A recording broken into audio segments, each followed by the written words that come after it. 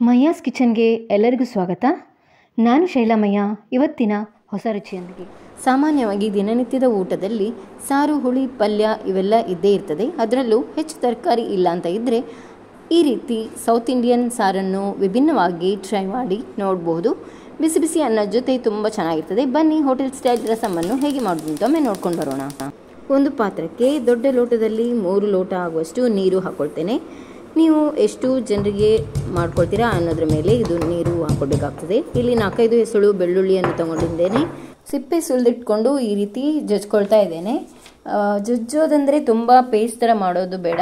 Just ಆ ಬೆಳ್ಳುಳ್ಳಿಯ ಮೇಲೆ ಸ್ವಲ್ಪ ಕುಟ್ಟಿದ್ರೆ ಸಾಕು. ಹೀಗೆ ಕುಟ್ಟೋದ್ರಿಂದ ಆ ಬೆಳ್ಳುಳ್ಳಿಯ ಪರಿಮಳ ಬಿಟ್ಕೊಳ್ತದೆ ಅಂತ. ಈ ರೀತಿ ಜಜ್ಜಿ ಇಟ್ಕೊಂಡಂತಹ ಬೆಳ್ಳುಳ್ಳಿಯನ್ನು ಈ ಕಡೆ ಕುದಿಲಿಕ್ಕೆ ಇಟ್ಟಂತಹ ನೀರಿಗೆ ಹಾಕ್ಕೊಳ್ಬೇಕು.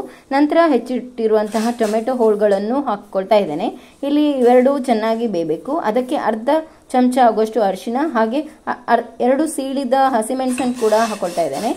ಖಾರ ಇನ್ನೂ ಬೇಕು ಅಂತಾದರೆ ನೀವು ಇನ್ನೂ ಹಾಕ್ಕೊಳ್ಬೋದು. ಇದು ತುಂಬ ಖಾರ ಇದೆ, ಹಾಗಾಗಿ ನಾನು ಇಷ್ಟೇ ಹಾಕ್ಕೊಂಡು ಅದನ್ನು ಚೆನ್ನಾಗಿ ಕುದಿಲಿಕ್ಕೆ ಬಿಡ್ತಾ ಇದ್ದೇನೆ.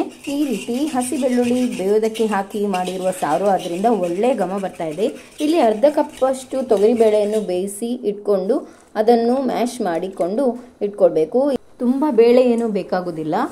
ಈಗ ಬೇಯಿಸಿದ ತೊಗರಿಬೇಳೆಯನ್ನು ಈ ಮಿಶ್ರಣವನ್ನು ಇದಕ್ಕೆ ಸೇರಿಸಿ ಚೆನ್ನಾಗಿ ಮಿಕ್ಸ್ ಮಾಡಿಕೊಂಡು ಅಗತ್ಯ ಇದ್ದರೆ ನೀರನ್ನು ಕೂಡ ಹಾಕಿ ಸಾರಿನ ಹದಕ್ಕೆ ಮಾಡಿ ಇಟ್ಕೊಳ್ಬೇಕು.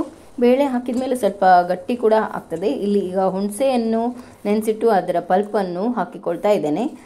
ರುಚಿಗೆ ತಕ್ಕಷ್ಟು ಉಪ್ಪನ್ನು ಕೂಡ ಹಾಕಿ ಒಮ್ಮೆ ಚೆನ್ನಾಗಿ ಕಲಿಸ್ಕೊಳ್ಬೇಕು. ಹಾಗೆ ಬೆಲ್ಲವನ್ನು ಕೂಡ ಹಾಕಿ ಚೆನ್ನಾಗಿ ಕುದಿಲಿಕ್ಕೆ ಬಿಡಬೇಕು. ಈ ಹಂತದಲ್ಲಿ 1 ಸ್ಪೂನ್ ಆಗುವಷ್ಟು ಕಾಯಿ ತುರಿಯನ್ನು ಕೂಡ ಹಾಕ್ಕೊಳ್ಬೋದು. ನಾನು ಅದನ್ನು ಇಲ್ಲಿ ಸ್ಕಿಪ್ ಮಾಡಿದ್ದೇನೆ.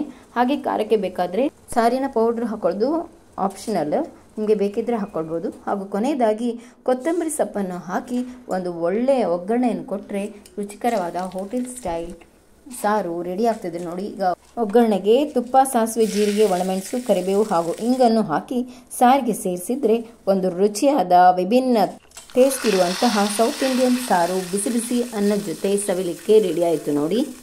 ಎಷ್ಟು ಸಿಂಪಲ್ ಆಗಿದೆ ಅಲ್ವಾ? ತುಂಬ ಬೇಗನೆ ಮಾಡ್ಕೊಳ್ಬೋದು. ಹೆಚ್ಚು ತರಕಾರಿ ಕೂಡ ಉಪಯೋಗಿಸದೆ ಒಂದು ಹೆಲ್ತಿ ಟೇಸ್ಟಿ ಆದಂತಹ ಸಾರು. ಇದರ ಜೊತೆ ಪಲ್ಯ ಅಥವಾ ಉಪ್ಪಿನಕಾಯಿ, ಹಪ್ಪಳ ಇದ್ದರೆ ಅದರ ಮಜಾನೇ ಬೇರೆ. ಇದನ್ನು ಬಿಸಿ ಬಿಸಿ ಅನ್ನದ ಜೊತೆ ಸರ್ವ್ ಮಾಡ್ತಾ ಇದ್ದೇನೆ.